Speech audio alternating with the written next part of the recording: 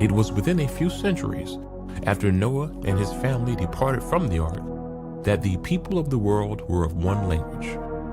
But today, there are over 7,000 languages in the world, which trace back to an ancestral family group that each belongs to. For example, Italian can be traced back to Latin, its root language family. However, when linguists attempted to trace the root language families further upstream, they encountered a serious problem. The language families would eventually lead to dead ends, otherwise known as language isolates. This directly contradicts the merged root language that evolutionists were expecting to find, or what some linguists theoretically call the elusive proto-world language. Instead, what they find are a bunch of languages that seemed to have emerged out of nowhere. Unless, of course, you factor in the events that took place at the Tower of Babel, which provides an incredible explanation evolutionists refuse to accept. Further still, consider that when you trace known languages on a map, something very telling occurs. Many of the earliest languages trace back to one location on Earth, a place commonly referred to as the cradle of civilization, Mesopotamia.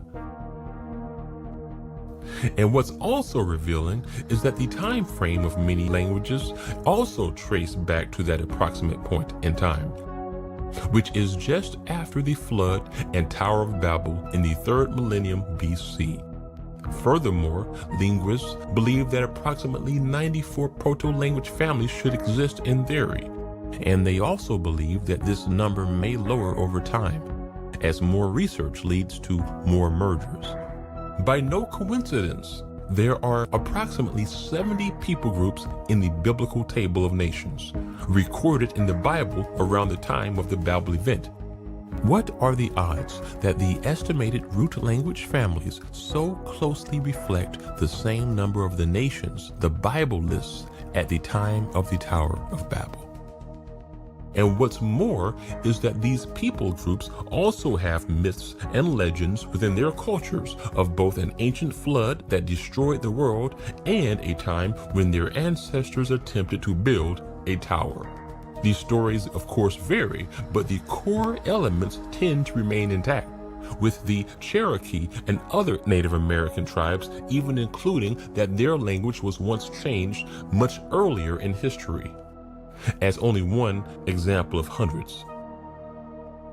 In like fashion, human genetics also reveal a similar pattern to the languages, as the genes extracted from over 100 human remains from the so-called Bronze Age era revealed that the further back in time you go, the less genetic mixing there was, with their data showing relatively unmixed genetic lineages around the time of Babel, which of course is no coincidence.